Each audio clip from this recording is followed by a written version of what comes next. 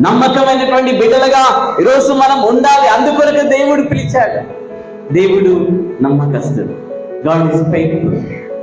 మరి ఈరోజు మనము గృహ నిర్వాహకులుగా దేవుడిచ్చిన పని, ఒక తండ్రిగా దేవుడిచ్చిన బాధ్యతలు, ఒక తల్లిగా దేవుడిచ్చిన బాధ్యతలు, పిల్లలుగా దేవుడిచ్చిన బాధ్యతలు, లేకపోతే మనం పని చేసే స్థలాలలో దేవుడిచ్చిన పనులలో ఈరోజు మనం ఏ రీతిగా మనం ఉంటూ ఉన్నాం, ఏ రీతిగా మనం జీవిస్తూ ఉన్నాం, నమ్మకముగా ఉండాలి మనం అంటూ ఉన్నారు. ప్రతి ఒక్కరు కుటుంబంలో, పనిచేసే స్థలాల్లో, మరి సంపాదనలో సరైన రీతిగా వాడుకోవడం మనం నేర్చుకోవాలి.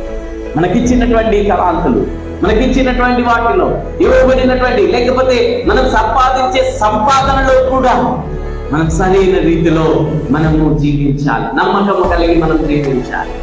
ఏ పనైనా కావచ్చు, మరి నమ్మకత్వముగా మనం పని చేసినప్పుడు దేవుడు దానికి తగిన ఫలమును దేవుడు మనకి ఇచ్చేటువంటి వాడుగా ఉంటున్నాడు. దేవుడిచ్చిన వరాలను, దేవుడిచ్చిన తలాంతులు ఏదైనా కావచ్చు, వీటన్నిటిలో కూడా మనం సరైన రీతిలో మనం జీవించాలన్నది దేవుని యొక్క చిత్తమై ఉన్నట్లు దేవుడు మనకు జ్ఞాపకం చేస్తూ ఉంటున్నాడు.